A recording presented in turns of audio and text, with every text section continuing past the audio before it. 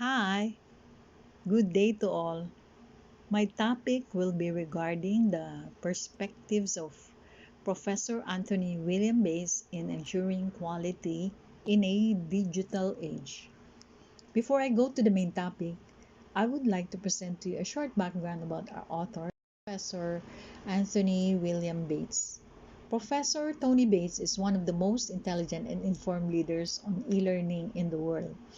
During a podcast interview of Professor Bates in 2008 by Matt Nichols, he mentioned that he reached mandatory retirement at 65, but he decided not to stop working. He set up his own consultancy company and continued to do consultancy work. Beyond his official retirement age was his most productive 15 years of his life. He said that the interesting thing about him being a consultant is that he learned more than he taught the people he met. He learned how other people do things, what worked and what did not, and so it was a very productive 15 years from him since he officially retired. With everything that he has accomplished, I'm really impressed. He became a very productive person even though he was well past senior age. He is now over 80 years old and a legend in the digital and online learning world. It is outstanding that Professor Bates is regarded highly in his field and serves as an inspiration to all who encounter his work. His unwavering dedication serves as a reminder that age is only a number, and his legacy will undoubtedly continue to shape and influence online education and digital technology in the years to come. For me, since I've already reached the mandatory retirement age, he now serves as one of my inspirational figure. Truly, age is just a number, and I choose to continue working and learning. Professor Bates has condensed the knowledge he has accumulated over the course of 50 years of work into his monumental book, Teaching in a Digital Age: Guidelines for Designing, Teaching, and Learning. Though he was initially skeptical about open educational resources, he has now made teaching in a digital age available to a global readership. My major reference in this presentation is his book, Teaching in a Digital Age: Guidelines for Designing, Teaching, and Learning. My topic is entitled Ensuring Quality Teaching in a Digital Age. I will discuss some of the key perspectives taken from his book. But first, let us start with the definition of quality. According to Prof. Bates, quality is defined as teaching methods that successfully help learners develop the knowledge and skills they will require in a digital age. Preparing students for success in the digital age does, in fact, require a high-quality education. Teaching methods play a crucial role in achieving this goal. Effective teaching methods help students acquire the knowledge and abilities necessary to succeed in a technologically advanced society. The adoption of teaching methods that foster creativity, problem-solving, and critical thinking by students is a must for a high-quality education. In contrast to being passive recipients of information, learners should be encouraged to take an active role in the learning process. Additionally, educators need to be flexible to accommodate the needs of a variety of learners. Hence, by implementing these methods, educators can assist students in gaining knowledge and abilities necessary to prosper in a society where technology permeates every aspect of daily life. The first of the perspectives of Prof. Bates. Formal national and institutional quality assurance processes do not guarantee quality teaching and learning. In particular, they focus on past best practices, processes to be done before actual teaching, and often ignore the affective, emotional, or personal aspects of learning, nor do they focus particularly on the needs of learners in a digital age. The quality of teaching and learning is not assured by formal national and institutional quality assurance processes. In particular, they frequently overlook the affective, emotional, or personal aspects of learning in favor of past best practices and procedures to be completed before actual instruction. The needs of learners in the digital age are also not given much attention. Education researchers are becoming increasingly concerned about the possibility that formal institution and national quality assurance procedures do not always guarantee excellent teaching and learning environments. These procedures might offer guidelines for best practices, but they frequently ignore changing student needs in the digital age in favor of concentrating on previous achievements. Quality assurance procedures in higher education frequently place a higher priority on adherence to minimum standards. The affective and emotional components of learning, which can be critical for student engagement and achievement, may also be overlooked by these procedures. Administrative and technical requirements are frequently given priority over pedagogical considerations in online learning. High quality procedures, this may lead to a disregard for the unique needs and experiences of each student. All things considered, formal quality assurance procedures might have certain advantages, but it's also critical for educational institutions to emphasize continual evaluation and modifications to make sure that their methods of instruction and learning are up to date with the rapidly evolving digital environment. Second, new technologies and the needs of learners in a digital age require a rethinking of traditional campus-based teaching, especially where it has been based mainly on the transmission of knowledge.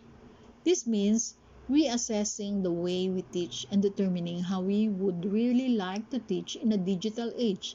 This requires imagination and vision rather than technical expertise. With the advent of new technologies and the demands of modern learners, it is imperative to re-evaluate traditional campus-based teaching, especially in situations where the main goal has been knowledge transfer. For this, teachers must reassess approaches and determine how to truly instruct in the digital age. Technical knowledge is not required here. Imagination and vision are. Traditional campus-based teaching methods are no longer adequate to meet the needs of learners in the modern digital age. The speed at which technology is developing has made it essential to reconsider how we teach. This entails taking a more participatory and interesting approach in place of just imparting knowledge. In addition, research has shown that using technology in education can improve student engagement and motivation as well as promote collaborative learning. It was found that students who participated in technology-enhanced collaborative learning performed better on exams than those who learned through traditional methods. In conclusion, re-evaluating conventional teaching strategies and utilizing digital tools can significantly improve students' educational experiences. Teachers must welcome this shift and apply their creativity and vision to make the classroom lively and participatory. Third, it is important to determine the most appropriate mode of delivery based on teaching philosophy, the needs of students, the demands of the discipline, and the resources available. Choosing the best delivery method is crucial, taking into account the discipline's requirements, the needs of the students, the teaching philosophy, and the available resources. Determining the most appropriate mode of delivery is an essential component of effective teaching. Factors such as teaching philosophy, student needs, discipline requirements, and available resources all play a role in this decision-making process. For instance, a teacher who prioritizes hands-on learning may opt for a project-based approach, while a teacher who values traditional lecture-style teaching may choose a more didactic approach.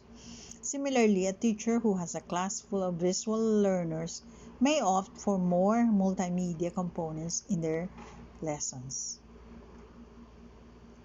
Fourth, it is best to work in a team. Good course design not only enables students to learn better but also controls teacher and faculty workload. Courses look better with good graphic and web design and professional video production. Specialist technical help frees up instructors to concentrate on the knowledge and skills that students need to develop. Collaborating in a group is the most effective approach.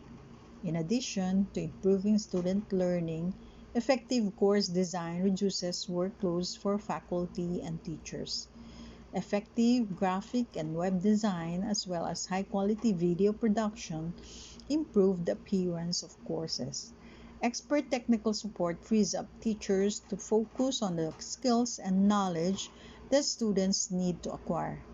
It is imperative to fully utilize all available resources, such as learning technologies supported by institutions, open educational resources, learning technology staff, and colleagues' experience. Fifth, the main technologies educators will be using should be mastered.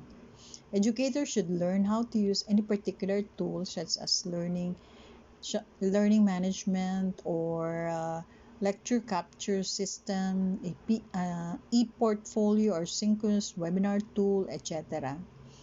Online learning technologies such as learning management systems have been designed to fit the online environment. This requires some adjustment and learning on the part of teachers and instructors, especially those whose primary experience is in classroom teaching. Like any tool, the more the teacher knows about it, the better he or she are likely to use it. Thus, formal training on the technology is necessary but need not be onerous. Educators should learn how to use any particular tool, such as a learning management or lecture capture system, e-portfolio, or synchronous webinar tool. The harder part will be figuring out how best to use the tools educationally, keeping in mind how students best and how to design such teaching through the use of learning technologies. By utilizing these resources and learning from the experience of others, educators can enhance the learning experience of their students and ensure that they are prepared for the challenges of the future. The last key perspective of Professor Bates on quality teaching and learning in a digital age is evaluation and innovation. Assessing what has been done and then looking at ways to improve on. Prof. Bates emphasizes the importance of evaluation and innovation in quality teaching and learning in a digital age. He argues that it is essential to assess what has been done and then look for ways to improve on it. This is particularly important in online learning, where the technology and pedagogy are constantly evolving.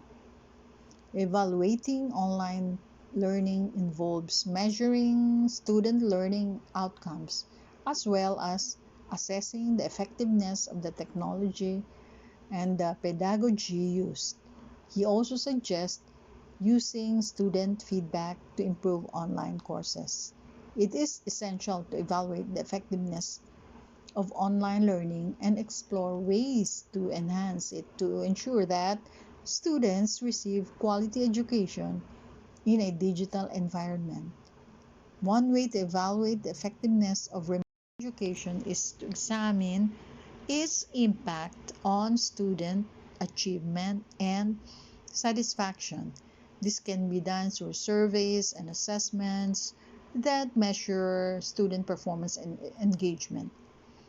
In addition to evaluating the impact on students, it is also important to assess the effectiveness of technology used in online education.